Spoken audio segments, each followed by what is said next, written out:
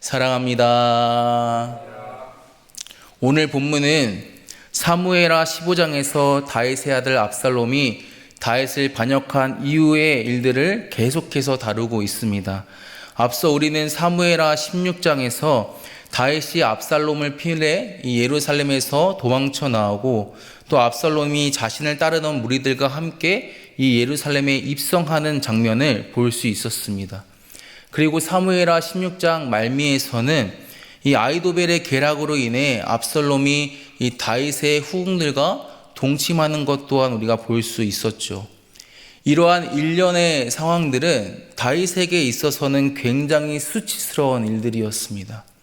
왜 이러한 수치스러운 일들이 이 다윗에게 일어났습니까? 그 이유는 사무엘하 11장에서 다윗이 하나님 앞에서 범죄하였기 때문이었죠. 그가 하나님 앞에서 범죄하였기 때문에 다윗이 자신의 신하의 아내를 빼앗고 그녀를 자신의 아내로 삼았기 때문에 하나님은 그러한 다윗을 보시고 내가 너를 심판하겠다. 내가 내 집에 재앙을 일으키겠다. 내가 내 눈앞에서 내 아내를 빼앗아 내 이웃들에게 주겠다 말씀하셨죠. 바로 그 예언의 말씀이 성취된 것이었습니다. 이렇듯 우리는 앞선 말씀을 통해 다윗의 삶 가운데 계속해서 절체절명의 위기들이 찾아오는 것을 보게 됩니다. 그리고 오늘 본문에서 다윗은 또다시 위기의 순간을 맞게 되는데요. 오늘 본문을 보면 우리는 아히도벨이 압살롬을 위해 다시 한번 계략을 내는 것을 보게 됩니다. 아히도벨이 내었던 계략은 무엇이었습니까?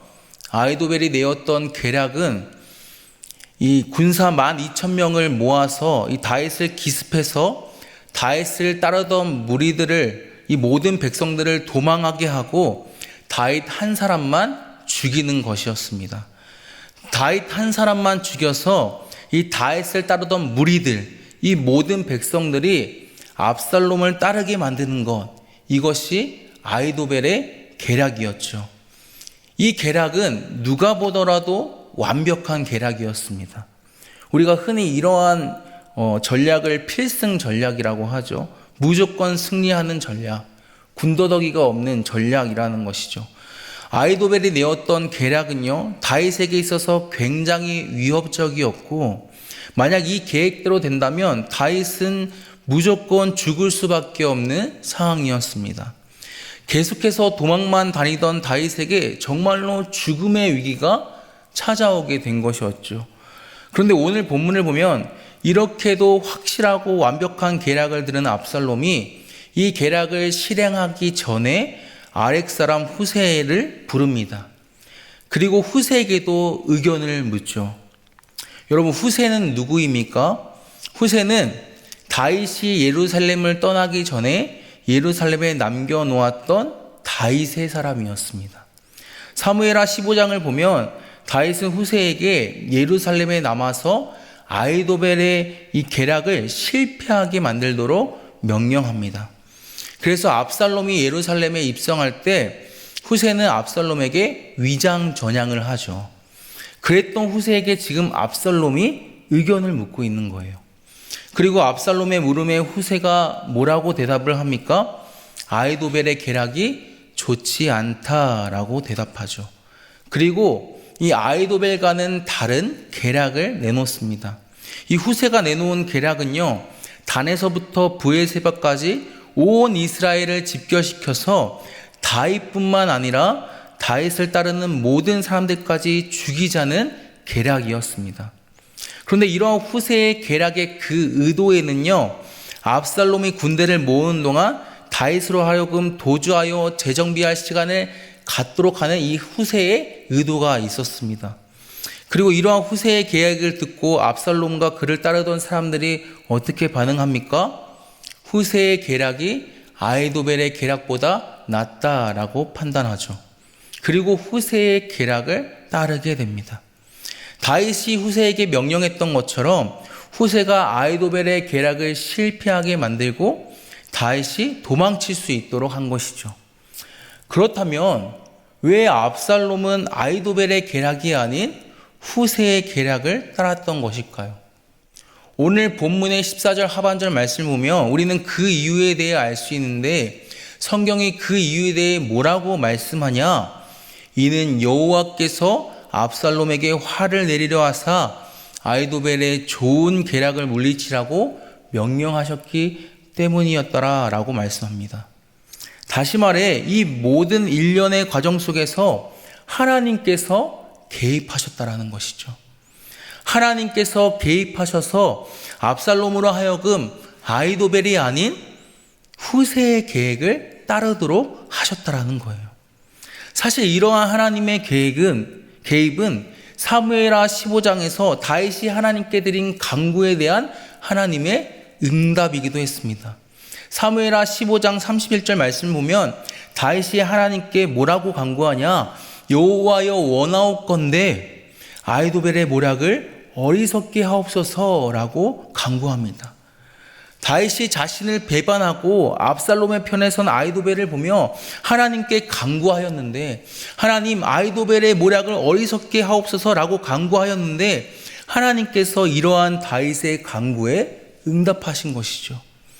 사랑하는 성도 여러분, 우리는 이러한 하나님의 일하심을 통해 한 가지 사실을 알 수 있습니다.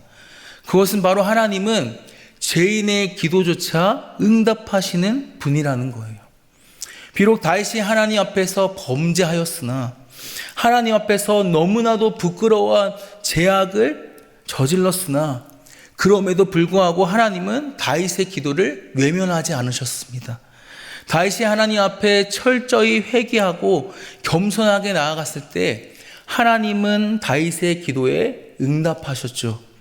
왜 하나님은 죄인이었던 다윗의 기도에 응답하셨습니까? 다윗을 향한 하나님의 언약적 사랑 때문이었습니다. 사무엘하 7장에서 하나님께서 다윗을 향해 약속하셨기 때문에 내가 가는 모든 곳에 내가 너와 함께 있겠다. 내 모든 원수를 내 앞에서 멸하겠다. 너희 나라 왕위를 영원히 견고하게 하겠다라고 하나님께서 약속하셨기 때문에 하나님은 다윗과 맺은 언약을 위해 다윗이 비록 범죄하였으나 그를 포기하지 않으신 것이었죠. 사랑하는 성도 여러분, 하나님은 지금도 우리를 향한 언약적 사랑으로 우리를 위해 신실하게 이루고 계심을 믿습니다.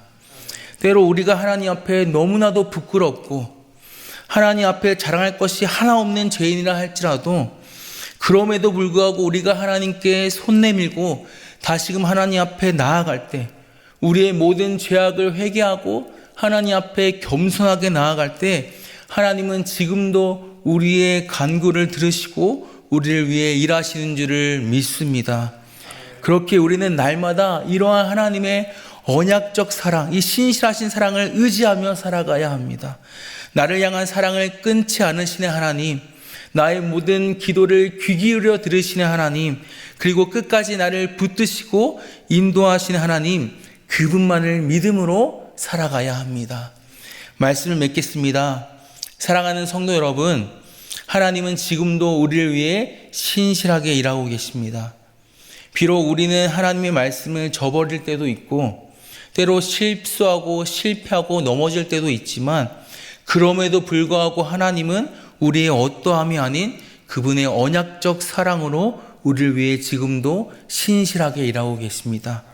오늘 우리에게 주신 이 말씀을 기억하며 우리의 기도를 들으시고 우리를 위해 지금도 신실하게 일하시는 하나님만 의지하며 하나님께 더욱 가까이 나아가는 저와 여러분 되시기를 주님의 이름으로 축복합니다.